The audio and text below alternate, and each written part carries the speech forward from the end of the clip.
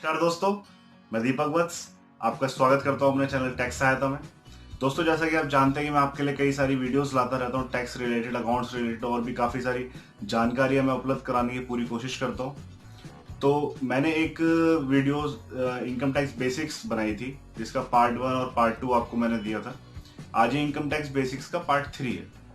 ठीक है, तो बीच में और भी वीडियोस आएंगी, बट इनकम टैक्स बेसिक्स जो स्पेशली लोग कर रहे हैं डेली बेसिस पे, रेगुलर बेसिस पे, वो इस वीडियो को एज अ पार्ट 3 कंसिडर करें। तो दोस्तों, अगर आपने अभी तक मेरा चैनल सब्सक्राइब नहीं किया है तो जरूर मेरा चैनल सब्सक्राइब कर दें और नोटिफिकेशन के लिए बेल आइकन प्रेस करना ना भूलें, क्योंकि बीच में कुछ सारे मैं ऐसे टॉपिक्स आपको बताऊंगा कि अगर आपका कोई भी कहीं से भी कुछ टॉपिक मिस हो गया तो आप आगे फिर टॉपिक में आपको परेशानी आएगी। तो इसलिए बेल आइकन जरूर प्रेस करें और सब्सक्राइब जरूर कर दें मेरा चैनल। तो दोस्तों, शुरू करते हैं। आज मैं बात करूंगा कि मैंने इनकम टैक्स रिटर्न के बारे में आपको काफी कुछ चीजें बताई थी। इनकम टैक्स क्या होता है, इनकम टैक्स जो है किस पे लगता है, स्लैब रेट क्या होता है, असेसमेंट ईयर क्या होता है, फाइनेंशियल ईयर क्या होता है, एसएससी क्या होता है। आज मैं छोटी सी और कुछ दो चार बातें इससे रिलेटेड आपको करूंगा। तो इनकम टैक्स रिटर्न में देखिए, मेरे हिसाब से 3 कैटेगरी में इसको हम डिवाइड करते हैं। According to me, income tax returns are divided into 3 categories. तो इसमें पहला पॉइंट आता है निल की रिटर्न, दूसरा रिफंड की रिटर्न, तीसरा टैक्स की रिटर्न। ठीक है, निल, रिफंड और टैक्स। तो बेसिकली इनके बारे में आज हम बातें करेंगे कि निल, रिफंड और टैक्स का यहाँ पे क्या मतलब है। तो पहला हम ले लेते हैं निल की रिटर्न। अब निल की रिटर्न में भी 2 पार्ट्स आते हैं। पहला कि अगर आपकी इनकम स्लैब रेट से नीचे है, और दूसरा अगर आपकी इनकम स्लैब रेट से ऊपर है।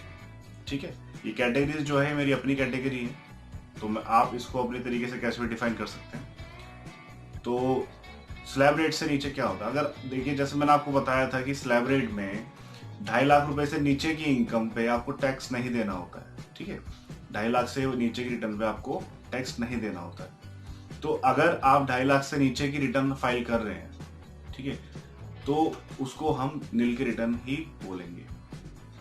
अब 2.5 लाख से नीचे की रिटर्न कौन फाइल करेगा, क्यों फाइल करेगा, ये क्वेश्चन आपके मन में आ रहा होगा। क्योंकि जब 2.5 लाख से नीचे टैक्सेबिलिटी है ही नहीं, तो 2.5 लाख से नीचे की रिटर्न कोई फाइल क्यों करेगा। तो काफी सारे लोग होते हैं कि जिनकी इनकम, जैसे पेंशनर है, अब पेंशनर है, उनको अपने रिटर्न भरना चाह रहे हैं, वो अपने रिकॉर्ड शो करना चाह रहे हैं। पहले तो वो टैक्सेबल इनकम भरते थे कि भाई हमारे इनकम पे टैक्स लगता है, पहले तो रिटर्न भरते थे, उसको ही वो आगे रेगुलरिटी लाना चाह रहे हैं। तो उनके लिए ये 2.5 लाख से नीचे वाली रिटर्न फाइल करना एलिजिबिलिटी उनकी बनती है। उसके अलावा जैसे किसी का इंटरेस्ट है, किसी का एफडी से इंटरेस्ट आया है, ठीक है, और उसका टीडीएस कट गया, मैं सारी चीज आपको टीडीएस वगैरह क्या होता है बताऊंगा, फिलहाल आप इसको समझ लीजिए। तो टीडीएस उसका कट गया है, तो उसे अपना टीडीएस क्लेम करना है। ठीक है, तो वो भी अपनी आईटीआर 2.5 लाख से नीचे फाइल कर सकता है, इंटरेस्ट वगैरह उसे दिखाना है अपना। ठीक है, दूसरा जो होंगे कि 2.5 लाख से ऊपर वाली आईटीआर नील कैसे हो सकती है। क्या होता है कि जब आप 2.5 लाख से ऊपर की रिटर्न भर रहे हैं और आपकी इनकम तो है, मान लो सपोज कीजिए 4 लाख रुपए, लेकिन 4 लाख के बाद आपने कुछ इन्वेस्टमेंट्स करा ली, कुछ डिडक्शंस आपको मिल गए हैं। काफी सारी इन्वेस्टमेंट होती है, जैसे मैं आपको बाद में पर्टिकुलर एक वीडियो बनाऊंगा इसके ऊपर।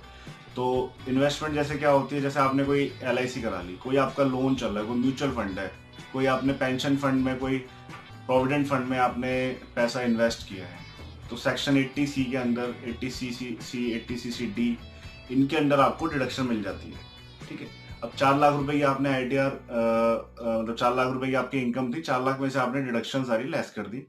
उसके बाद आपकी इनकम बैठी, सपोज करो 1.5 लाख रुपए आपने एक डिडक्शन के लेस कर दिए, 10,000 रुपए आपने मेडिकल एक्सपेंसेस के या मेडिकल इंश्योरेंस के आपने लेस कर दिए। तो उसके बाद जो इनकम बच के आई वो आपके पास हाथ में आई 2,40,000 रुपए। ठीक है, तो 2,40,000 रुपए के ऊपर तो कायदे से टैक्स ही नहीं बनता, तो इसलिए वो नील की आईटीआर ही मानी जाएगी। यहाँ पे दूसरा पॉइंट आता है टैक्स की आईटीआर कौन सी होती है। तो दोस्तों, सीधी सी बात है कि जिस इनकम के ऊपर लास्ट में आपको जो टैक्सेबल इनकम आपकी निकलेगी, अगर वो स्लैब रेट के हिसाब से उसके ऊपर टैक्स बनता है, तो वो टैक्स की आईटीआर उसको बोलेंगे। अब वो भी आपको पता है अच्छे से कि भाई सपोज करो 4 लाख रुपए की इनकम है, डिडक्शन कोई उसका था नहीं, 4 लाख रुपए ही लेस करके आपकी इनकम बच गई, तो उसको हम टैक्स वाली आईटीआर बोलेंगे। ठीक है। अगला इसमें रिफंड की आईटीआर कौन सा होती है। रिफंड की आईटीआर का क्या मतलब होता है। जनरली देखिए, आप रिफंड का मतलब क्या हो, नील का आपको समझ में आ गया, नील में हमें कोई टैक्स नहीं भरना। टैक्स वाला आपको समझ में आ गया कि हमें चलो कुछ टैक्स भरना है, जो भी हमारा बनेगा टैक्स लायबिलिटी वो हमें टैक्स भरना है। लेकिन रिफंड की आईटीआर क्या होती है। रिफंड की आईटीआर का मतलब होता है कि गवर्नमेंट से हमें पैसा वापस लेना है।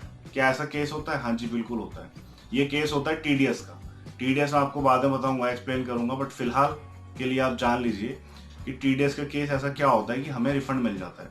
तो हमें कोई ऐसा रिफंड नहीं मिल रहा कि गवर्नमेंट हमें कोई सब्सिडी दे रही है, गवर्नमेंट हमें कोई सहायता दे रही है।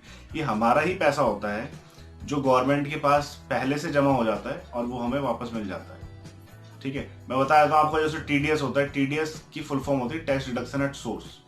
तो कुछ चीजों में, कुछ कैटेगरी में, कुछ इनकम्स पे हमारा पहले ही टैक्स काट लिया जाता है। जैसे सैलरी, आप सबको पता है, जो भी सैलरी आपको मिल रही होगी, अगर वो टैक्सेबल लिमिट से ज्यादा है, बहुत सारे लोग जो मेरे व्यूअर्स हैं वो देख रहे होंगे जिनकी सैलरी टैक्सेबल लिमिट से ज्यादा है, तो उनकी सैलरी के ऊपर टीडीएस कटता होगा हर मंथ। ठीक है। जिसके लिए उन्हें फॉर्म 16 मिलता होगा। उसके अलावा जो आपका इंटरेस्ट की इनकम है उस पर आपको टीडीएस कटता है। उसके अलावा बहुत सारी चीजें, कॉन्ट्रैक्ट पे आपका टीडीएस कटता है। तो इस हिसाब से जो है आपका टीडीएस की आईटीआर आप फाइल करते हैं, और वो टीडीएस जो आपका जमा हो गया उसको क्लेम करने के लिए, कि अगर आपका रियल में कोई टैक्स बना नहीं है, रियल में सपोज करो आपका टैक्स बना है 500 रुपए और आपका टीडीएस ऑलरेडी गवर्नमेंट ने 2000 रुपए या 2500 रुपए काट लिया, तो गवर्नमेंट बेसिकली नहीं काटती है, डिडक्टर काटता है, वो गवर्नमेंट में जमा कराता है। तो अगर आपका टीडीएस ज्यादा बन गया था, सपोज करो 2-2,500 रुपए आपका कट गया था और टैक्स बनता था आपका 500 रुपए, तो उस हिसाब से आपके जो 1500 या 2000 रुपए हैं वो वापस आएंगे। तो उसको हम रिफंड की आईटीआर बोलते हैं और इसको हम रिफंड क्लेम करना बोलते हैं।